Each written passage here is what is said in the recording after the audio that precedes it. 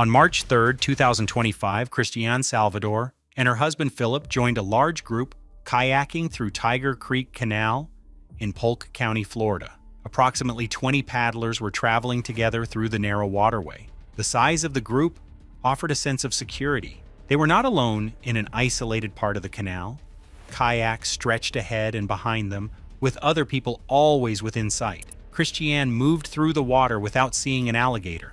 Then something struck her paddle. The impact was strong enough to snap it.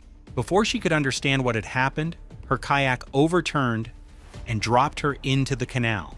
Christiane surfaced and struggled to keep her head above water. She then realized that one of her arms would not move. An alligator had clamped its jaws around her right elbow beneath the surface. Philip maneuvered his kayak beside her and attempted to pull her from the water. He managed to lift her upper body across his boat, but her trapped arm remained below. Something was pulling her backward. The alligator's snout eventually broke the surface, allowing Philip to see that it still held Christiane's elbow in its mouth. Around 40 yards away, another kayaker named David Morse heard the kayak overturn. When he reached them, he could see Christiane stretched across Philip's boat, while an unseen force pulled her toward the canal. The alligator eventually released her. Philip brought Christiane toward shore and began first aid. David remained near the overturned kayak and attempted to turn it upright. That was when the alligator attacked again. It surged toward David, seized the front of his life jacket, and pulled him beneath the surface. Unlike Christiane, the animal had not caught his arm or leg. Its teeth were embedded in the flotation vest strapped around his torso. David fought back underwater by pushing his fingers deeply into the alligator's eyes. When he regained his footing, he released the buckles securing the vest. David escaped from it while the alligator moved away with the life jacket still in its mouth. Emergency crews now had to reach Christiane in a remote canal with severe damage to her arm. A medical helicopter located the group from above. 2 medical professionals transferred onto an airboat sent from Lake Kissimmee State Park and traveled through the canal to reach her. Christiane was flown to Osceola Regional Hospital. Her upper right forearm had been badly damaged, with additional puncture wounds below the elbow. Doctors initially faced concerns about infection and whether the arm could be saved. She avoided amputation but required reconstructive surgeries, continued treatment, and physical therapy to recover movement in her hand and arm.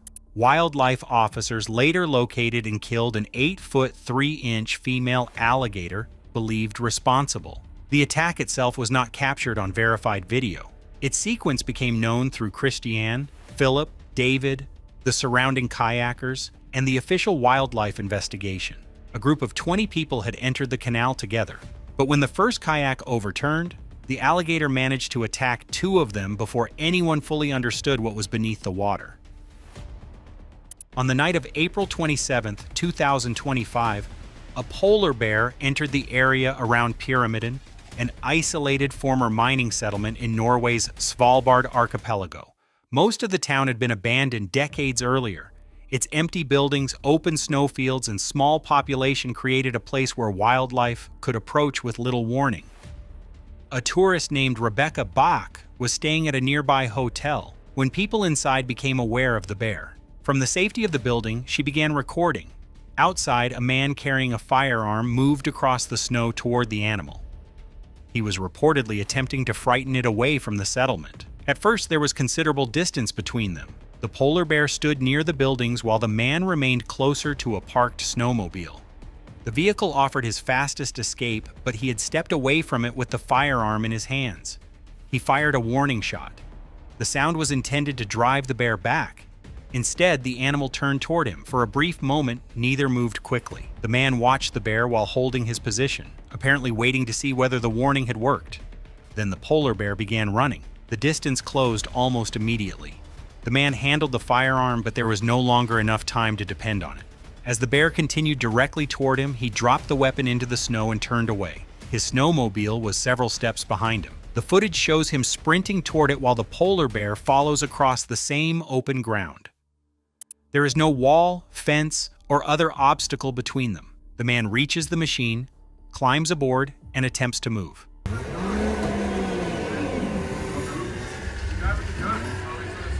For several seconds, his survival depends on whether he can accelerate before the bear reaches the rear of the snowmobile. The vehicle begins moving. The polar bear continues the chase, running behind it as the man gains speed across the snow. The gap remains dangerously small before the machine finally begins pulling away. The bear eventually slows and stops. The man escapes without being touched. The encounter lasts only a short time, but the recording shows how quickly control disappeared. The man had approached with a firearm and a motorized escape vehicle close behind him. Even with both, the warning shot did not produce the reaction he expected. Once the bear charged, there was no time for a careful retreat. He abandoned the weapon because reaching the snowmobile had become his only realistic escape. The man survived because he reached the vehicle and accelerated before the polar bear closed the final distance. On January 8, 2004, 35-year-old Mark Reynolds entered Whiting Ranch Wilderness Park in Orange County, California. Mark was an experienced and competitive cyclist. At approximately noon, he was riding alone along the Cactus Ridge Trail when the chain on his mountain bike failed. Evidence found at the location indicated that Mark stopped and crouched beside the bicycle to repair it. That position left him low to the ground, facing the damaged bike and likely unaware of anything approaching from behind. A mountain lion emerged from the surrounding cover and attacked. There were no known witnesses. Investigators later determined that Mark had been overwhelmed before he could effectively defend himself. The cougar killed him, dragged his body away from the main trail, and partially covered it with soil and vegetation. His bicycle remained nearby. Approximately 4 hours later, 30-year-old Anna Hiela was riding through the same park with her friend, Deborah Nichols. Neither woman knew that another cyclist had already been killed in the area. Anne was riding ahead as the pair traveled along the trail. She rounded a bend and passed close to the location where the cougar had concealed Mark's body. There was a sudden movement from the brush. The mountain lion leapt onto Anne's back and knocked her from the bicycle. The animal weighed more than 110 pounds. It closed its jaws around Anne's neck and head and began pulling her away from the trail. Deborah reached the bend moments later. She first attempted to frighten the cougar by throwing her bicycle at it. The impact did not cause it to release Anne. As the animal dragged Anne toward a steep, brush-covered ravine, Deborah grabbed one of her friend's legs. A tug-of-war began.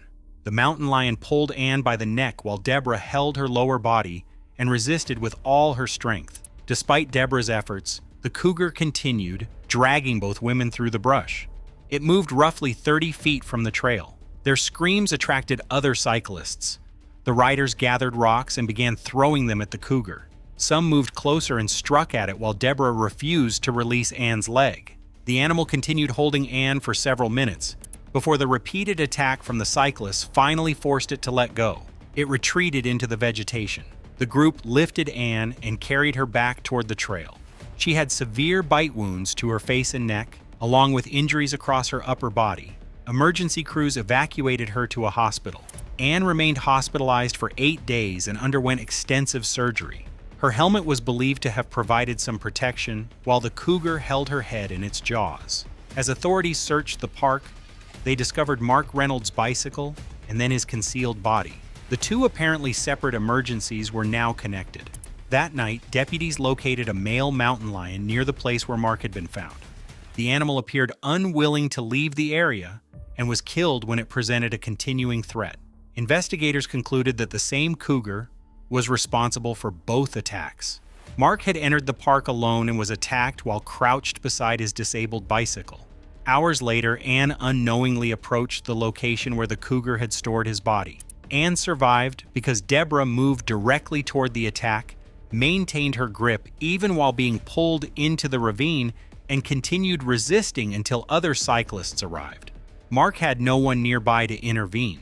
More than 2 decades later, another pair of riders would record a juvenile cougar following them through Whiting Ranch. They would use their bicycles as barriers, remain together, and leave the park unharmed. But for anyone familiar with what happened there in 2004, the newer footage carries a much darker meaning. The riders were not simply filming a mountain lion, they were backing away from an animal on a trail where one cyclist had already lost his life. On June 8, 2026, a civilian Navy employee left work for what should have been an ordinary lunch break. The man, reported to be in his late 20s, worked at the Naval Surface Warfare Center in Panama City, Florida. At around 11:45 that morning, he entered the water near the Morale, Welfare, and Recreation Marina at Naval Support Activity Panama City. Another employee was reportedly swimming nearby. Nothing about the location suggested that a major emergency was seconds away. The marina sat inside St. Andrews Bay, surrounded by docks, boats, and buildings belonging to the naval installation. Then the surface suddenly erupted. A camera positioned onshore captured the man violently struggling in the water. A dark dorsal fin appeared beside him before disappearing beneath the surface again. The swimmer thrashed desperately as the shark remained close to his body. The attack happened quickly, but it did not appear to end after a single bite. In the recording, the animal repeatedly surfaced near the victim while he attempted to remain above water. The disturbance was visible from the marina. People onshore could see that the man was in trouble, although the first emergency report apparently described the situation as a possible drowning. As the struggle continued, witnesses realized that a shark was attacking him. The victim suffered severe injuries to both arms. The exact sequence of bites has not been officially reconstructed, but the location of the injuries suggests that he may have raised his arms defensively or attempted to push the animal away. Against a large shark, even a few seconds of contact can cause catastrophic blood loss. People near the marina immediately moved to help. The injured employee was brought back toward shore, where personnel attempted to control his bleeding until emergency responders arrived. Naval Support Activity, Panama City Fire and Emergency Services treated him at the scene before transporting him to HCA Florida Gulf Coast Hospital. He was listed in critical condition when he was taken away. His identity was withheld, and officials released few details about the full extent of his injuries. The shark species was also not officially confirmed. A NOAA researcher later suggested that a bull shark was a likely possibility because bull sharks regularly enter bays, estuaries, and shallow coastal water throughout the region. St. Andrews Bay connects directly with the Gulf of Mexico. Sharks can move through its channels without ever being visible from the surface. Bull sharks are especially suited to this environment. They tolerate changing levels of salinity and frequently travel through water close to beaches, rivers, and marinas. However, the distant recording did not provide enough detail for a positive identification. What made this attack particularly disturbing was its location. The victim was not diving far offshore or swimming beside a remote island. He was taking a short break from work beside an active United States Navy installation. Emergency personnel, buildings, and other employees were all nearby. Yet the shark reached him without any visible warning. The footage spread quickly because it captured the entire situation from a distance. The apparently calm marina, the sudden explosion of water, and the fin repeatedly appearing beside the swimmer. By December 2010, Hendry Coetzee had spent years traveling through some of Africa's most dangerous waterways. The 35-year-old South African kayaker had previously led an expedition along the length of the Nile and had navigated rivers inhabited by crocodiles and hippopotamuses. That experience made him the natural guide for American kayakers, Ben Stooksbury and Chris Korbelich. The three men were attempting to document remote and previously unexplored whitewater through Central Africa.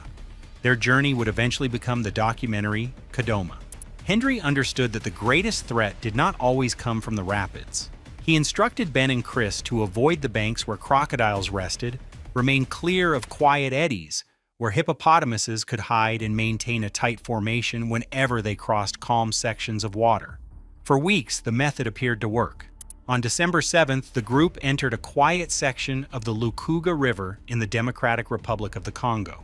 It had rained heavily for 2 days. The men had already completed more than 30 miles of whitewater and now faced approximately 200 miles of slower river before reaching their destination.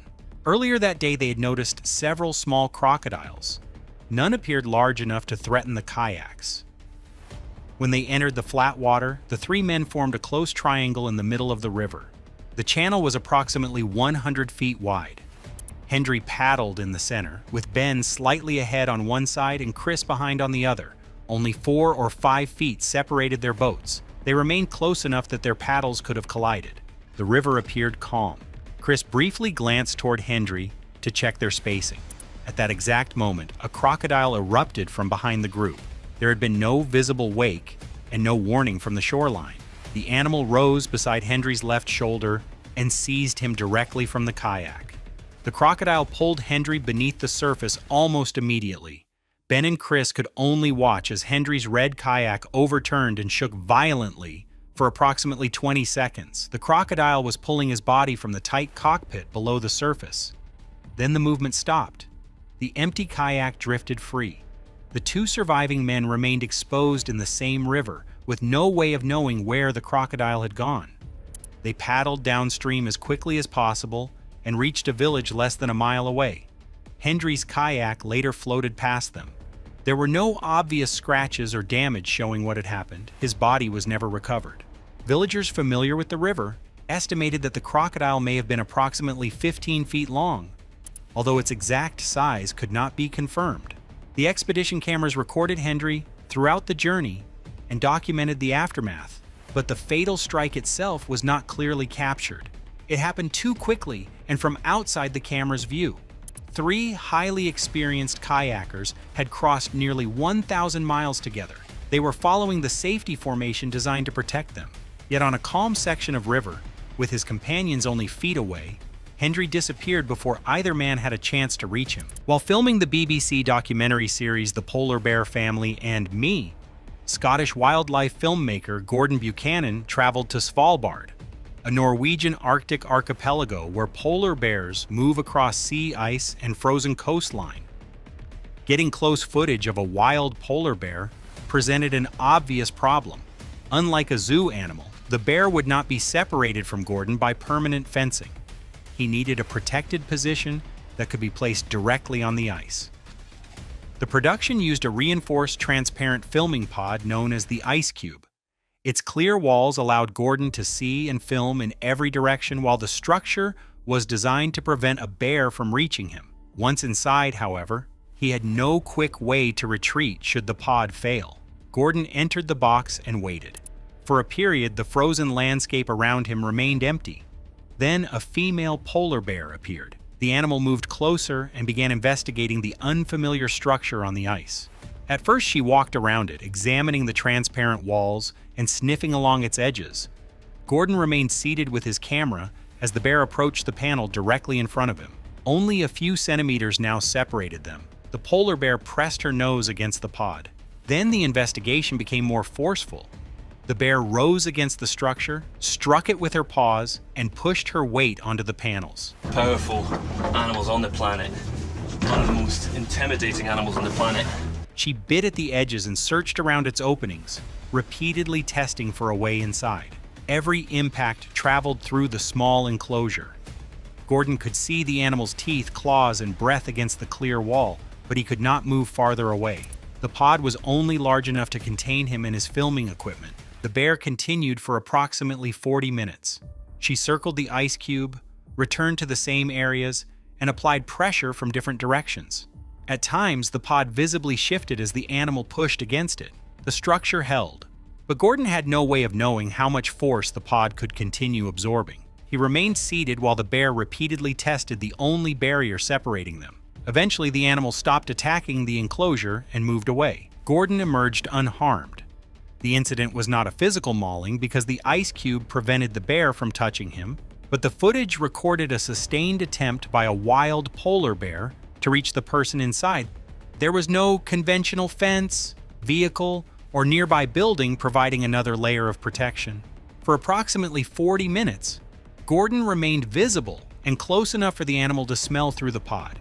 He could film everything happening around him, but he could do nothing to stop it. His safety depended entirely on the transparent box continuing to withstand the weight, claws, and jaws of the bear outside. On February 17, 2024, 5 experienced cyclists began a long ride through the Tokal Creek area near Falls City, Washington. The women were members of the Recycled Cycles racing team.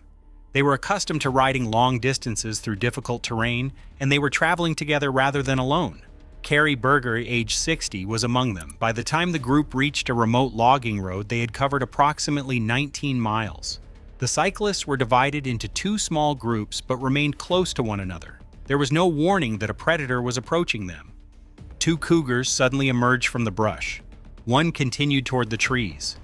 The other changed direction and charged at Carrie. Only a few seconds passed between the first sighting and the impact. The cougar struck Carrie from the side and knocked her from her bicycle. The rider and animal fell into a shallow ditch beside the road. Before Carrie could recover, the cougar closed its jaws around her face and lower head. Its weight pinned her against the ground while its teeth pressed into her jaw. The attack happened too quickly for the cyclist to use the normal deterrence methods of appearing large, shouting, or slowly retreating. By the time Carrie's friends reacted, the cougar already had her. They immediately abandoned their bicycles and entered the ditch. Annie Bellotta attempted to choke the animal from behind. The cougar's neck was so heavily muscled that she could not restrict it. The others gathered sticks and rocks and began striking the animal. One cyclist used a small knife, but the short blade had little effect. Throughout the struggle, the cougar maintained its grip. Carrie remained conscious. With the animal's jaws still around her, she pushed her fingers toward its eyes and nostrils, attempting to force it to release her. Her friends had to attack the cougar without striking Carrie, whose head was partially concealed beneath it. Yeah. Kill it! Kill it! Ah! You can't hit it! Ah! No! Somebody hit it with the rock again! Oh, no! Auna Tietz located a rock weighing approximately 25 pounds. She lifted it and dropped it onto the cougar repeatedly, carefully directing each strike away from Carrie. Still, the animal refused to let go. The struggle continued for approximately 15 minutes before its jaws finally loosened enough for Carrie to pull herself free. The danger was not over. The cougar remained alive and capable of attacking again. Carrie was badly injured and could not escape quickly. Her friends therefore had to keep the animal restrained while simultaneously calling for emergency assistance. They placed one of their mountain bikes across the cougar and used their combined body weight to pin it beneath the frame. Several women stood or knelt on the bicycle, while others held the animal's legs and body. Beneath them, the cougar continued moving. A photograph taken during this period shows how desperate the situation had become. The cyclists are crowded inside the ditch, pressing the bike against the animal, while one of them contacts emergency services. Carrie lay a short distance away. When her friends checked whether she was still conscious, she responded by raising a blood-covered thumb. For roughly another 30 minutes, the cyclists maintained their position. Releasing pressure could allow the cougar to rise, but remaining on top of it placed them within reach of its claws and teeth. Eventually, a Washington Department of Fish and Wildlife officer reached the scene. The officer killed the cougar, ending the 45-minute confrontation. Carrie was transported to a hospital, where she remained for 5 days. She suffered extensive injuries to her face and head, along with permanent nerve damage. The cougar was identified as a young male weighing approximately 75 pounds. Tests found no rabies or major illness that could clearly explain the attack. Had Carrie been cycling alone, the outcome would almost certainly have been different. Her survival depended on 4 friends who moved toward the animal instead of retreating. They fought at close range, pulled her from its jaws, and then physically held the cougar beneath a bicycle until help arrived. On June 5th, 2026, only 3 days before the Navy employee was attacked, another shark-related emergency unfolded near Fort Pickens, roughly 100 miles west of Panama City. A fisherman had caught a bull shark in the waters near Pensacola Beach. At first, the situation appeared to be under control. The shark was still attached to the fishing line, and the man moved closer, preparing to remove the hook or cut the animal free. But a hooked bull shark is far from harmless. Even after being pulled through the water and brought close to shore, the animal can still twist its entire body with tremendous force. Its head can turn far more quickly than a person standing beside it may expect. The fisherman leaned within reach. For a moment, the shark appeared restrained by the line. Then it suddenly turned. Before the man could move away, the bull shark clamped onto his leg. The bite immediately transformed the fishing trip into a medical emergency. People nearby called for help as rescue crews were dispatched toward Fort Pickens. A medical helicopter was also seen arriving in the area, showing the seriousness of the initial response. The fisherman survived, although the full extent of his injuries and the treatment he required were not widely released. Because the shark had already been hooked and the man was attempting to handle or release it, the bite was considered a provoked encounter. It was very different from the Navy base attack, where a shark approached an employee swimming in open water. On July 12, 2020, Firefighter and paramedic Peter Joyce launched his kayak near the dam at Lake Waccamaw in North Carolina. From there, he entered the upper Waccamaw River, a dark, slow-moving waterway surrounded by trees, submerged branches, and thick vegetation. Peter had encountered alligators during previous paddling trips. Normally, the animals disappeared when they detected an approaching kayak. That afternoon, he expected the same reaction. A GoPro camera attached to his chest recorded Peter paddling alone through the narrow river. For nearly a minute, the footage shows nothing except the bow of his kayak, still water, and the wooded shoreline ahead. Then Peter hears something to his left. At first, it sounds like a fish jumping near the bank. He turns toward the disturbance but sees very little. The dark surface and surrounding shadows make it difficult to separate an animal from the water. Then a head appears. The alligator is already moving directly toward him. It begins its charge from approximately 20 feet away, driving through the shallow water with its mouth open. By the time Peter recognizes it as an alligator, the animal is only about 3 feet from his kayak. There is no time to turn, retreat, or raise the paddle in defense. The alligator crashes into the front of the kayak. Water erupts across the camera as the force rolls the craft and throws Peter sideways. He plunges partially beneath the surface while the alligator passes against or underneath the kayak. Submerged tree limbs beside him prevent the boat from turning completely upside down. Without those branches, Peter could have become trapped beneath the kayak or thrown entirely into the water. The attack lasts less than 4 seconds. When Peter lifts himself upright, the alligator has disappeared. That does not mean the danger is over. Peter cannot see where it has gone. For several seconds, he remains almost motionless, listening and watching the surface while waiting for another charge. Nothing happens. He then turns the kayak and begins paddling rapidly away from the area. Only after escaping does the full force of the encounter become clear. Peter had not startled a small animal hiding along the bank. A mature alligator had deliberately crossed the water and struck his kayak hard enough to roll it. He later said he had never seen an alligator behave that way during his previous trips. Most created a splash and moved away. This one maintained its charge until it made contact. The chest-mounted camera captured how little warning he received. There was a sound beside the kayak. A shape appeared in the water, and before Peter's mind could fully understand what he was seeing, the alligator was already beneath him. On April 10, 2009, visitors gathered around the polar bear enclosure at Berlin Zoo in Germany. It was feeding time. Several adult polar bears were inside the habitat, separated from the public by a high fence and a wide, water-filled moat. From the visitor's side, the enclosure appeared impossible to enter accidentally. Then a 32-year-old woman climbed over the barrier. Before zoo staff could stop her, she dropped into the enclosure and landed in the water below. The fall placed her inside the moat with the polar bears. Would you jump into the polar bear moat at feeding time? People along the railing immediately began recording as the woman moved through the water. Zoo employees rushed toward the enclosure while attempting to keep the animals away from her. But one of the bears had already noticed the disturbance. The polar bear entered the water and began swimming toward her. The woman tried to reach the side of the moat, but the concrete walls were steep and too high for her to climb without assistance. Keepers threw flotation rings and ropes into the enclosure, giving her something to hold while they attempted to pull her upward. The bear reached her first. It seized and bit her as she struggled beside the wall. The water churned around them while the people above tried to lift her beyond the animal's reach. For a moment, the rescue appeared to be working. The woman held onto a line and was raised toward the top of the moat. Her body reached the edge, but the rescuers could not secure her quickly enough. She lost her grip and fell back into the enclosure. The bear immediately moved toward her again. Zoo workers continued throwing lines while others attempted to distract the animals. The woman was now injured, exhausted, and still trapped in water containing several polar bears. Another rescue attempt began. This time, the people above managed to pull her high enough to reach the ledge. Several rescuers grabbed her and lifted her over the wall before the bear could reach her again. She was taken from the zoo by ambulance and treated in hospital for severe injuries caused by bites and claws. She survived. On the morning of May 19, 2018, 31-year-old Isaac Cederbaum and 32-year-old S.J. Brooks were mountain biking on remote logging roads near North Bend, Washington.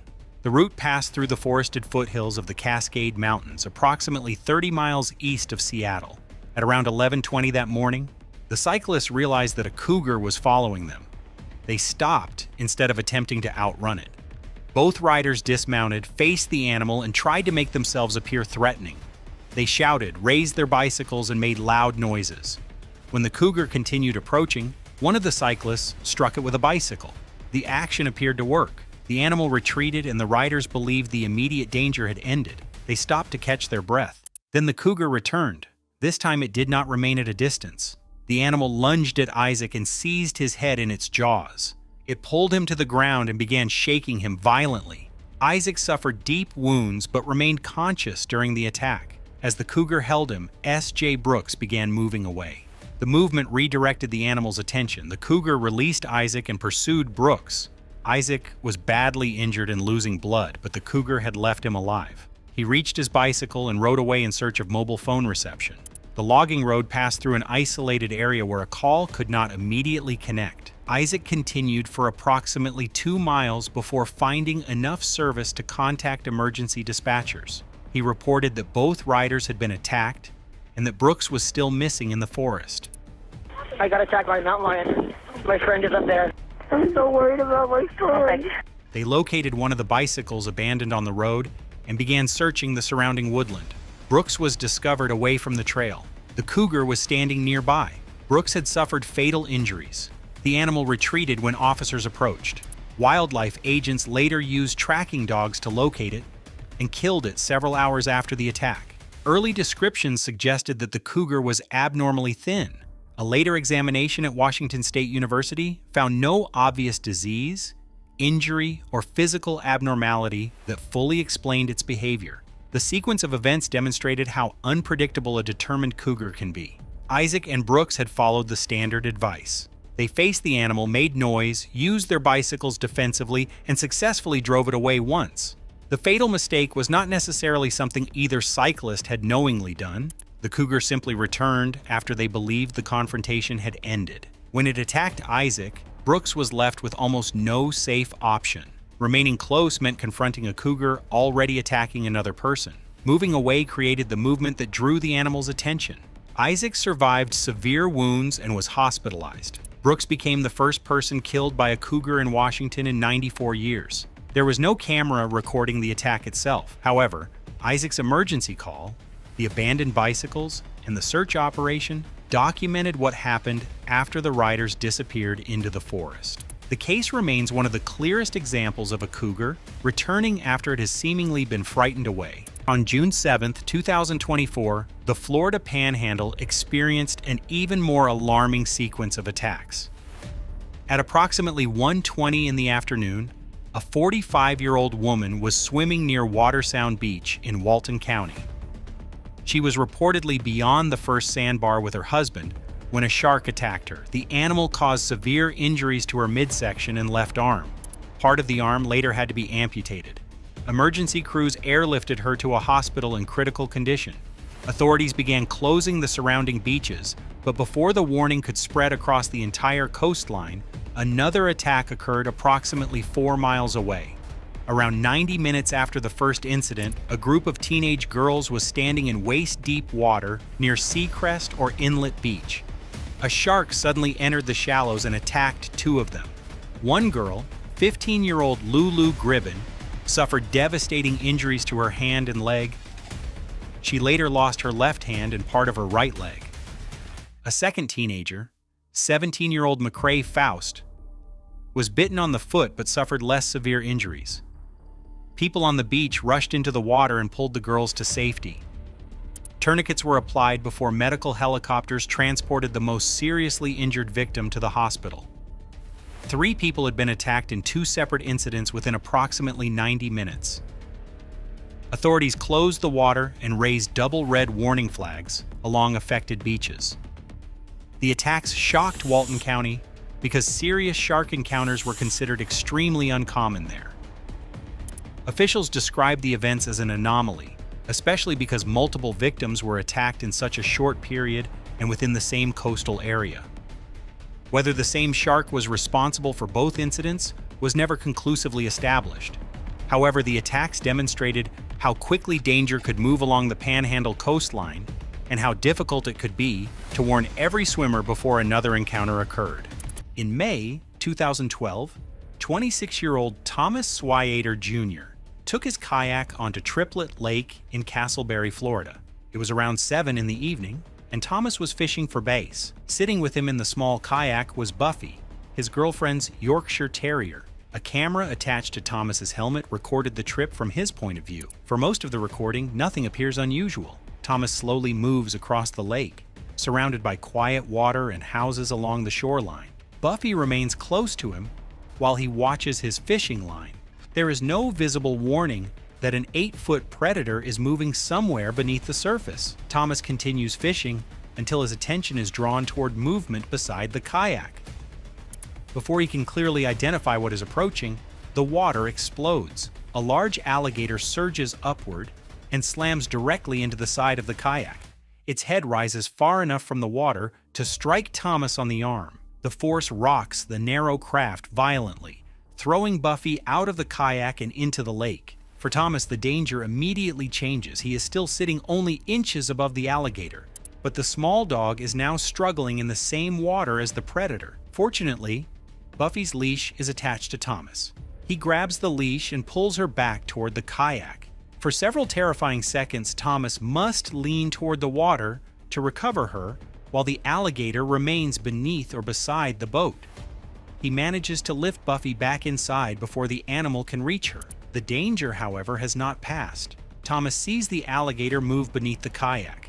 Its body circles close enough for him to see its tail curling around the boat. The animal has not simply struck and disappeared.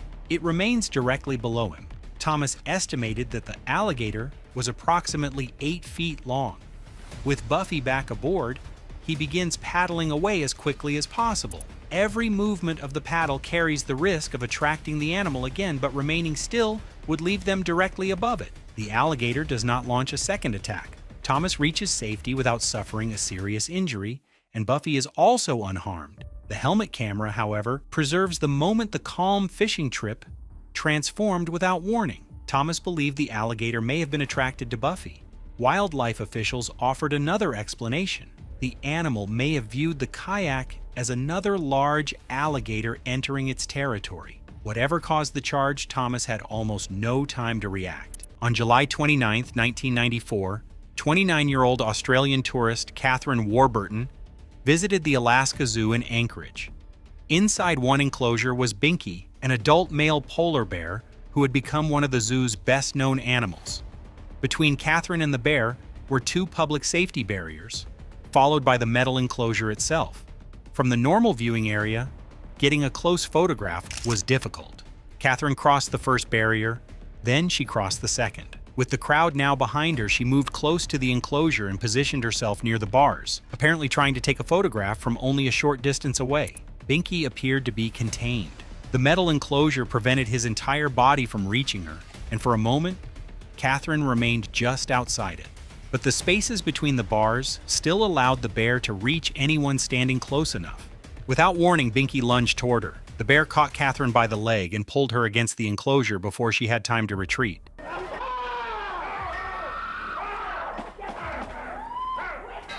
A visitor nearby was already recording. The footage shows the crowd rushing forward as Catherine becomes trapped against the bars. People grab branches and strike at Binky through the fence, trying to force him to release her without placing themselves within his reach. The bear continues pawing and biting while Catherine remains unable to escape. Every attempt to help carries another danger. The rescuers must move close enough to strike the bear, but Binky can still reach through the same openings that allowed him to seize Catherine. Eventually, the repeated blows and commotion force the bear away. Catherine is pulled clear. She survives, but the attack leaves her with bite wounds and a broken leg. During the struggle, one of her shoes comes off inside the enclosure. The following day, Binky is photographed holding the shoe in his mouth. Zoo staff are unable to retrieve it immediately, and the image quickly becomes almost as famous as the attack itself. The camera captured a warning that lasted only seconds. A polar bear does not have to leave its enclosure to attack someone standing too close. On a Sunday afternoon in early November 2025, 2 mountain bikers entered Whiting Ranch Wilderness Park in Lake Forest, California. The park is surrounded by developed communities, but its interior remains a network of canyons, steep ridges, dense brush, and mountain biking trails. Deer move through the area, and mountain lions are regularly detected there. The two riders were traveling along one of the trails when they noticed movement inside the bushes beside them. A mountain lion was watching from the vegetation. Instead of cycling away, the riders stopped and faced it. They placed their bicycles between themselves and the animal, creating a moving barrier while they began backing away. One of them recorded the encounter. At first, only the cougar's face could be seen between the leaves. It remained partly concealed, observing the cyclist from the edge of the trail. Then it stepped out. The animal was not a fully grown adult. Faint spots were still visible on its coat, suggesting that it was a juvenile that had only recently become independent from its mother. That did not make the situation safe. The young cougar walked onto the trail and began moving toward the cyclists. As the pair retreated, it continued following them. The riders kept their eyes on the animal and held their bicycles in front of their bodies. They shouted and attempted to frighten it, but the cougar did not immediately turn away. For several minutes, the encounter continued in the same disturbing pattern. The cyclists backed farther down the trail. The cougar closed some of the distance. Whenever they moved, it moved with them. A community wildlife specialist who later examined the recording believed the young cougar may have been curious and inexperienced rather than actively hunting the pair. However, the cyclist had no way to know its intentions while standing only a short distance away. A curious cougar and a predatory cougar can initially display similar behavior. Both may stare, follow, and attempt to close the distance. Near the end of the encounter, the animal suddenly accelerated. It ran directly toward the riders. For a few seconds, the slow confrontation became a charge. The bicycles remained between the cougar and the cyclists as the pair continued retreating. Before reaching them, the animal changed direction. It left the trail, disappeared down the side of the mountain, and did not return. Neither cyclist was injured. Park rangers were alerted, and another encounter involving what may have been the same juvenile was reported in the area. The riders had survived because they resisted the instinct to turn around and race away. They stayed together, faced the animal, and used their bicycles to make themselves more difficult to approach. The encounter ended without physical contact.